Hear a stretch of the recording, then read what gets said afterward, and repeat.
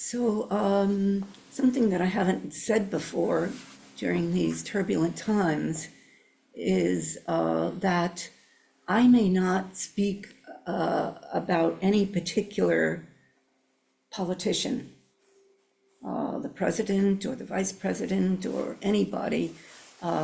We are a 501c3, and we can speak about policy, but we cannot speak about an individual. So I just want to clarify that, however much we might want to say something that might even be supportive to all of them, we're not allowed to do that. And we don't want to lose our 501c3. And with these kinds of communications, they go everywhere. And so it's very important to us that we are able to keep our nonprofit status.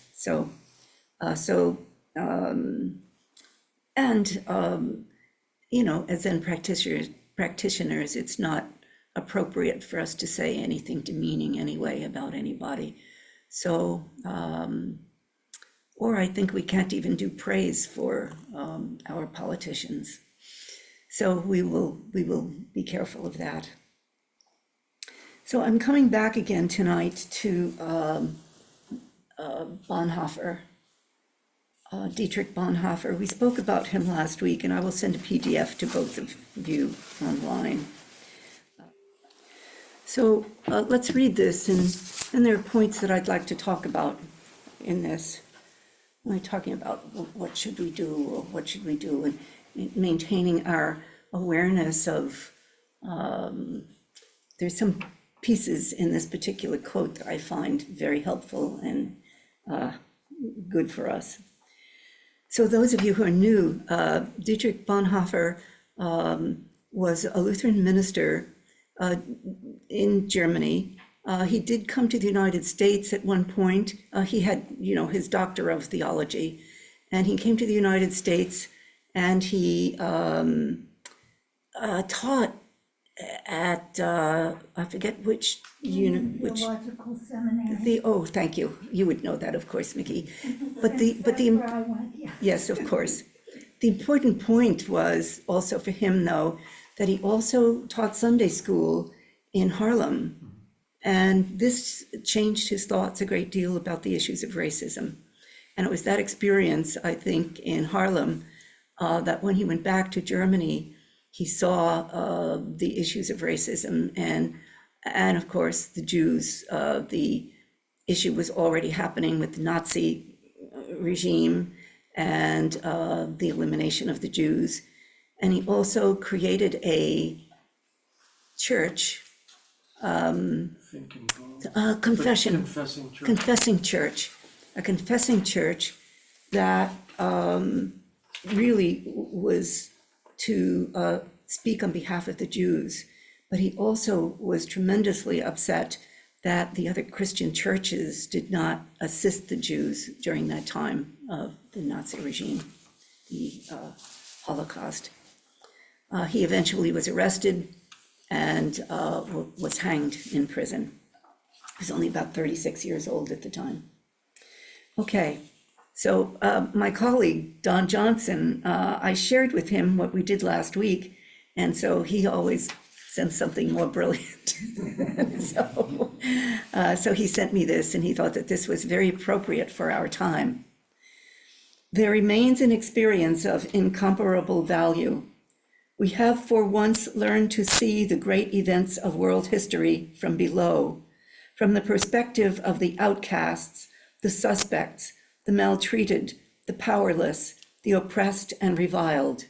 In short, from the perspective of those who suffer. The important thing during this time is that neither bitterness nor envy should have corroded the heart, that we should come to look with new eyes at matters great and small, happiness and misfortune, strength and weakness, that our sense of generosity, humanity, justice, and mercy should have come clearer, freer, more incorruptible.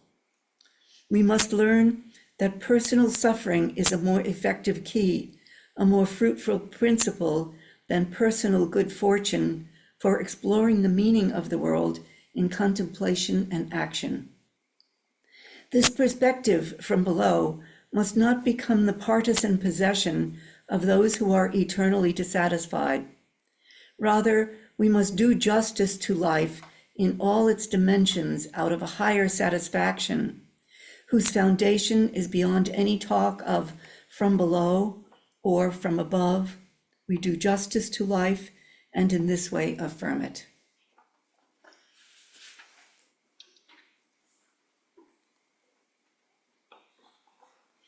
So I just want to have some discussion around this and maybe unpack this a little bit together.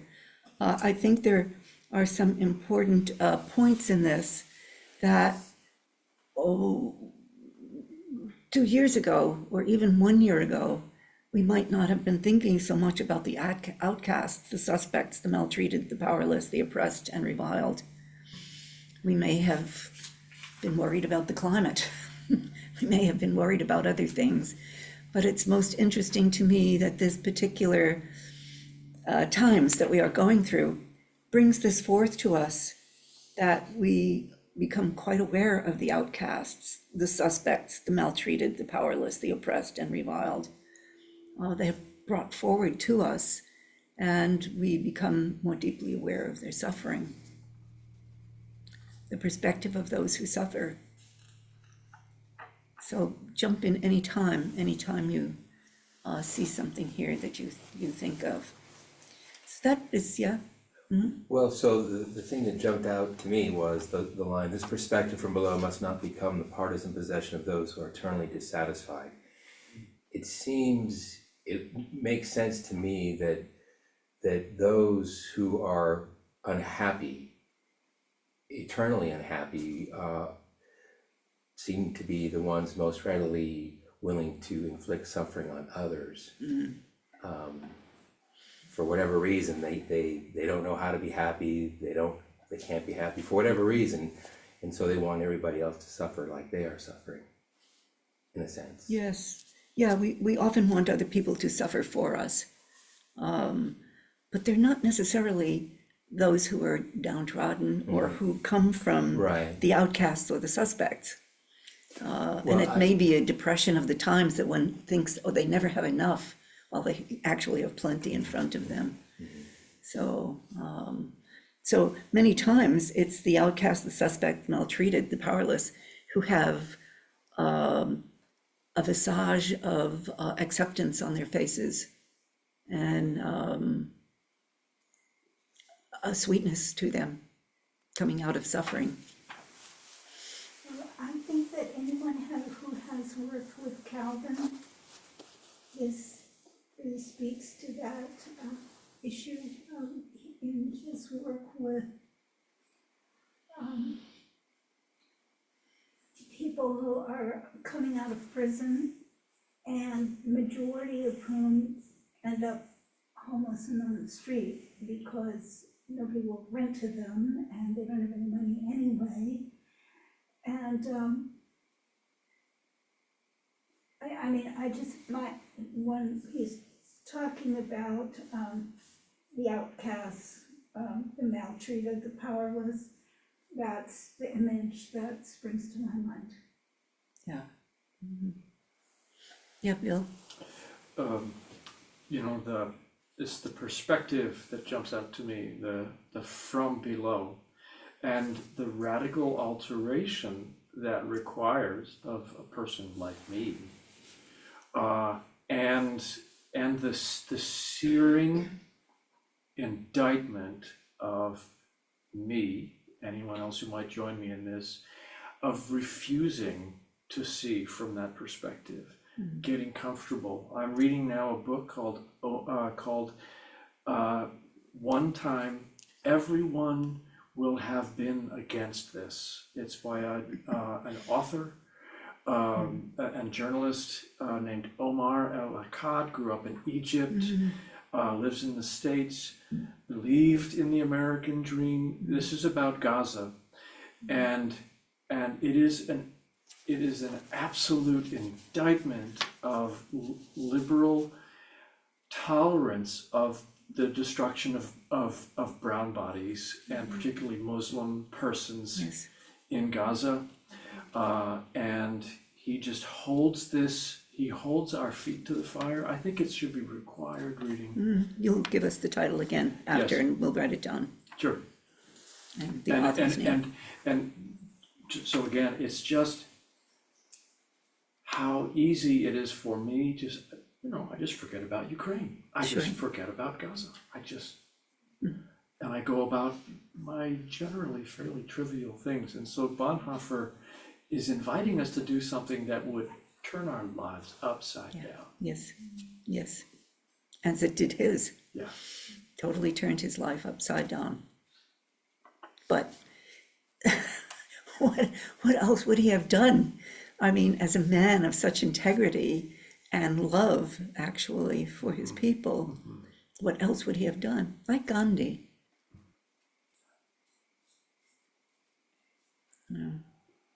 That he was trying to save his people, all the Germans, the Jews, and the Christians who were turning away. When he went back from the States to Germany, he said, if I want to have a part in the rebuilding of Germany, I must be there now during her suffering. Yeah, yeah, And also with Bonhoeffer, this is from his letters and papers from prison. yes, The reason that he was in prison is that he felt in his own mind that Hitler was so evil that he should try to assassinate him. Even though he did not believe in killing, but he felt that the times demanded it, and that is the reason that he was Yes. in prison. Right. Because he was caught. yes. To do it. He was also accused of being a spy. So, and Well, he was. yeah, he was. Yeah, but along with others. I mean, he wasn't alone in doing that. Yeah. And the others were also arrested and tried. They weren't tried, they were murdered in prison, killed in prison. But I don't know, well, we'll go into that another time in his biography, but well, let's look at that next paragraph, second paragraph. So the important thing during this time is that neither bitterness nor envy should have corroded the heart, that we should come to look with new eyes at matters great and small, happiness and misfortune, strength and weakness, that our sense of generosity, humanity, justice, and mercy should have come clearer, freer, more incorruptible. And this also seems to me to speak to our time, that certainly our sense of justice becomes more strengthened by what is happening in our country, and mercy for those who are being mistreated right now. And in a sense, the inner sense of justice does become more incorruptible. We don't join to what we call the other side.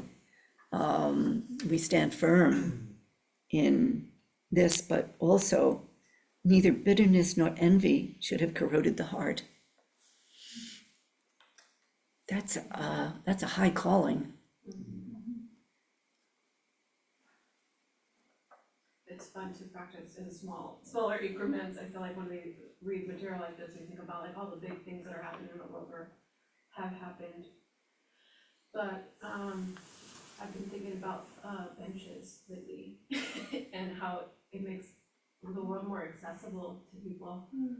Like, I would just go for a walk or hike or go about my day and like not really pay attention or notice, and now I'm like, oh my god, thank goodness there's a bench.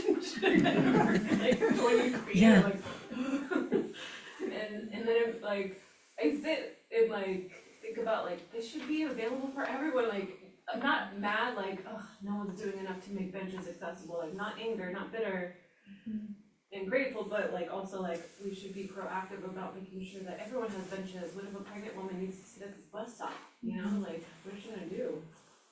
So just like little things like that help to practice. Well, I'm with you on the benches. I went walking out at North Point the other day, and I walked around, and then there was a bench. And I sat and I did nothing. I did what I've been preaching, what I've been telling everybody. I did nothing for about 20 minutes, and it felt like a holy place. The bench felt like, it was calling me, to take comfort in this brief time. And it was so hospitable to be there. And you were talking about the hospitality of the city toward those in need, to just be able to sit down someplace. And of course, I think we've passed a law now that says you may not sit down on the sidewalk. Isn't that right? Yes, no sitting or lying on the sidewalk. Yeah, And loitering. it's considered loitering. Like against unhoused folks. Code for. So we are less hospitable as we have been, and I hear voices on either side of that, and I'm not taking any approach, but I know that is a new law. And so, but I guess if you get arrested, you could go to jail and sit down in jail Be warm. and be warm and have a meal of some sort.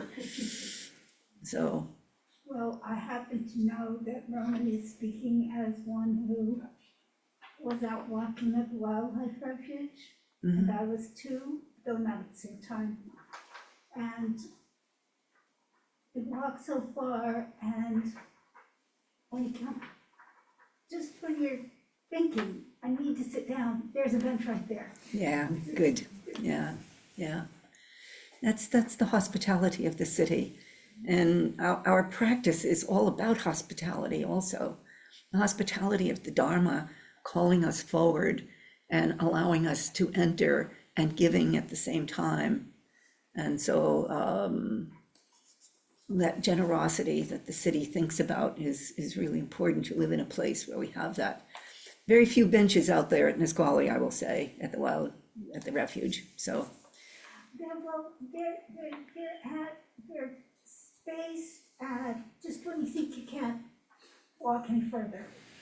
That's how they're spaced. Okay, yeah, we must walk on different paths out there. But there's some pretty classic Buddhist and Soto Zen teachings in the second paragraph, kind of packed in there. Yes, tell us. Well, the first part, we're kind of getting at non-judgment, the second part, new eyes, that matters great, small. So looking, considering dualities in a Right. different way. Right, And then the very last sentence, this is the Bodhisattva path. yes, that's right. Yeah, I agree, the first and third paragraphs contrast so kind of brilliantly with the second and fourth to create a balance that's hard to even conceive. So give us the example of the language in each of them, Fletcher. Hard to hold. Well, the fourth paragraph, he seems to do what Dogen often does, which is when he started with the from below perspective, he's kind of taking it back and saying the perspective from below must not become the partisan possession. And then later, the foundation is beyond any talk of from below or from above. So it requires the most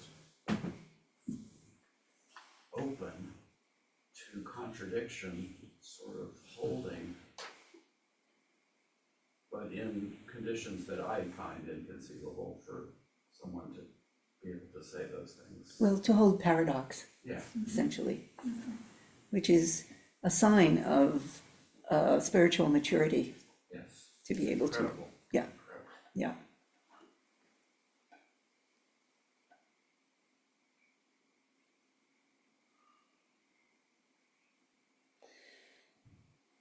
And here, in the third paragraph where He says, we must learn that personal suffering is a more effective key, a more fruitful principle than personal good fortune for exploring the meaning of the world in contemplation and action. And it is out of great suffering that we learn, and out of great suffering that we enter awakening very often. It's out of good fortune that we get stuck in attachments. Yeah, It's easier for a camel to go through the eye of a needle than a rich man to enter the kingdom of heaven. yes, yes, Same same, idea. same, yep. You know, I think of a lot of these mega churches that teach the prosperity gospel and how, you know, it's a sign of maybe spiritual understanding if all this good fortune and wealth comes at you and you have it, and that's a sign. And it seems like it just sort of totally forgets suffering, what I would perceive as the main point of the gospel is to Right. understand the suffering. Yeah, and we don't understand that the more crap you have, the more you suffer. Yeah, You don't realize, you don't recognize your own suffering and having to take care of all these goods that seem to come through the portal.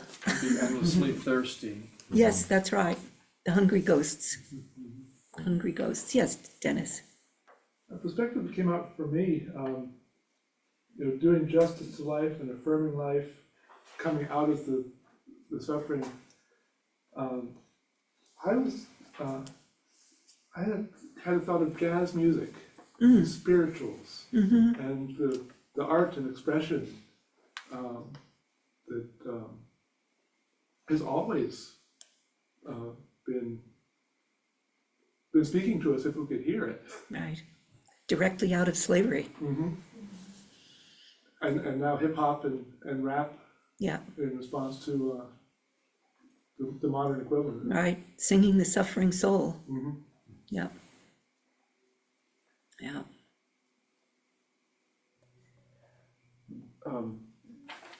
This exhortation to neither be bitter nor angry, and I was reflecting as Roman and you, Edo-san, were sort of musing with a kind of a gentle gratitude for these benches. Made me think about so Bonhoeffer's exhorting us to look from below, to identify with the oppressed. Yeah.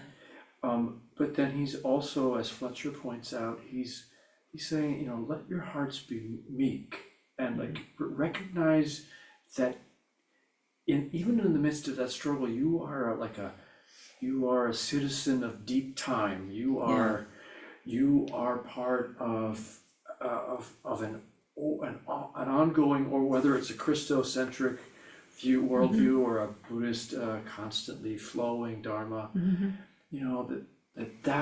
When you really know that you are in your bones, you know that you belong, you're a citizen of that kingdom.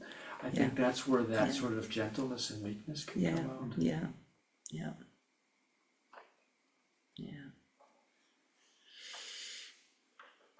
Anybody else want to bring out something from here, from this paper? Yeah. Okay.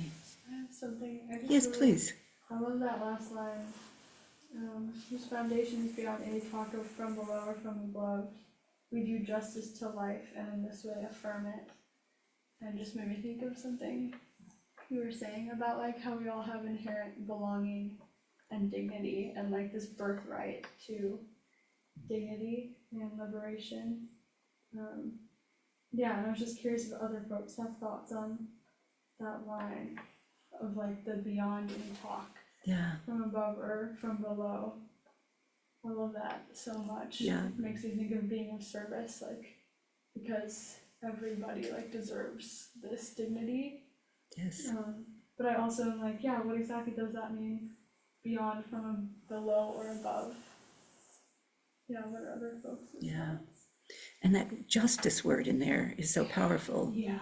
And that is the one that I think causes us to have to enter those words and really examine Yeah. and be with that and what that means to act in a particular way Yeah. that is justice itself. So it's a tremendous challenge, I think, that comes in those lines that you say, that last line. Yeah, I think it makes me think of like allyship and like being a co-conspirator too, you know, of like wanting to examine the intention of like showing up and taking action Yes, in support of folks who are experiencing more like extreme levels of oppression. right, So just, yeah, it's like really got me thinking of yeah, that, how to show up well, like not from below or from above. It's also like you can't have that shared experience, but you Right. can like empathize and take action and use your privilege to make social change yeah, happen. But yeah, I don't know if there's more there to the like beyond from below and from above. Yeah, like maybe Yeah. removing our, like, I'm no different than this person, cause I think when we say privilege, then that's an above place, right? yes, And so, yeah. like, I'm no different than this person, like, I could be that person. Yeah, it's really Yeah. good thoughts, or like a lot of thoughts on this. But that does bring up a question of what this particular community does, at least from my viewpoint, that anybody is welcome here, no matter what your sexual preferences or your whatever. Everyone is welcome here. And what I appreciate is that we don't distinguish here, that we don't have a special group for this particular kind of expression or that particular kind of expression. And I think in doing that, people are more accepted because they aren't distinguished. And so recognizing that the various groups do have their issues around justice, no doubt about that. But here, we do not distinguish. Here, we allow everybody to be welcomed and the same together. And to me, that's an important aspect of the Dharma, that the Dharma doesn't make distinctions. And so, I have a pretty strong sense of justice myself. I think that women naturally do. And I know that this always gets into great difficulty with white men because white men feel oppressed. And it's so difficult. But as a woman coming through the feminist movement, no doubt I have been discriminated against strongly as a woman, or people of color, or LGBTQ. We really have been oppressed in some way, and it developed such a strong sense of justice as a result of that.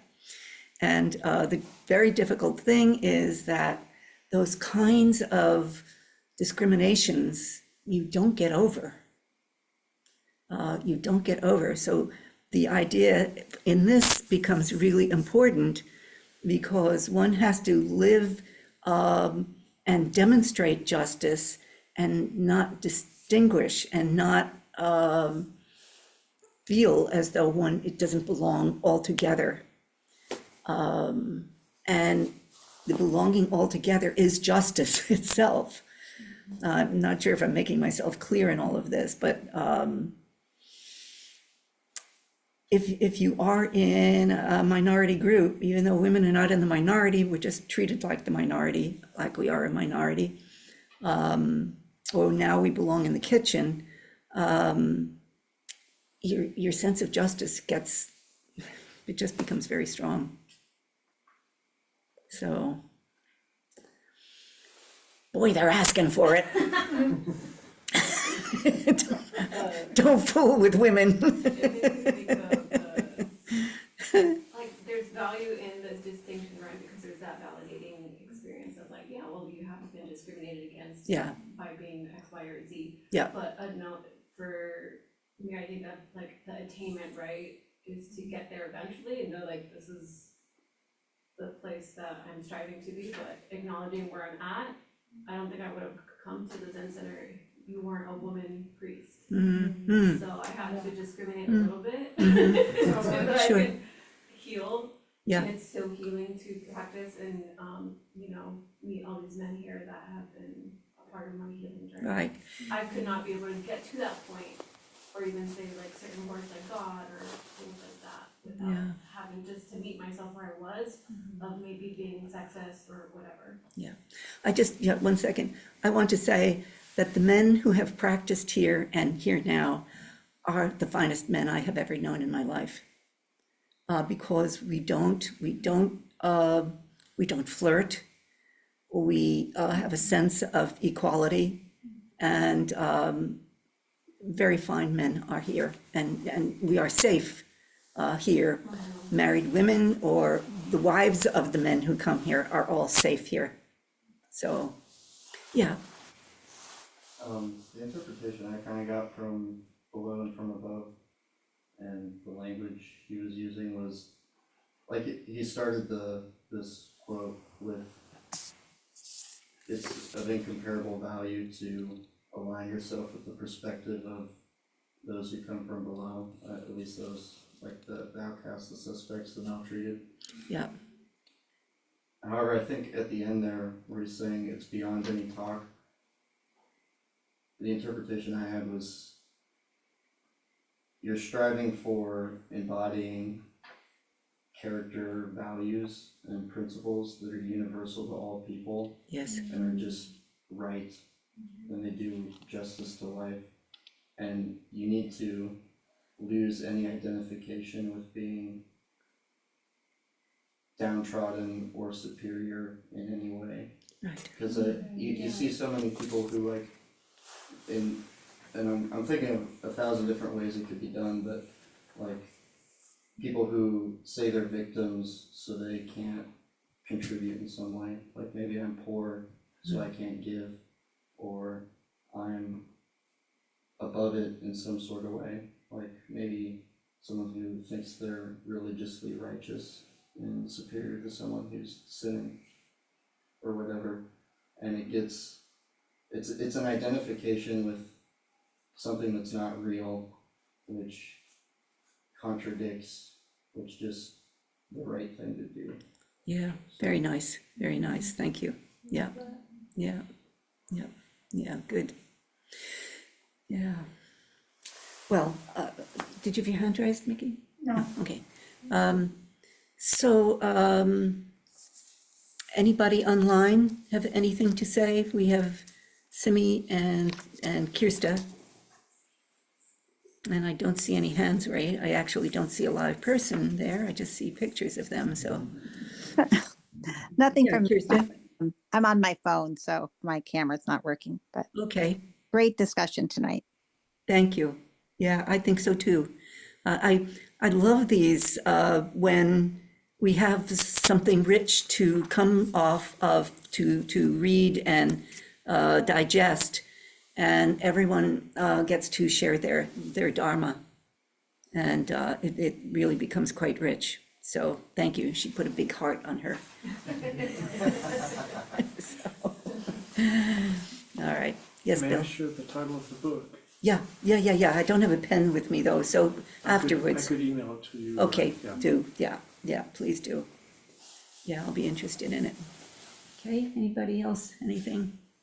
All right, well, please take this and use it for your journal. Yeah, and we keep doing our best.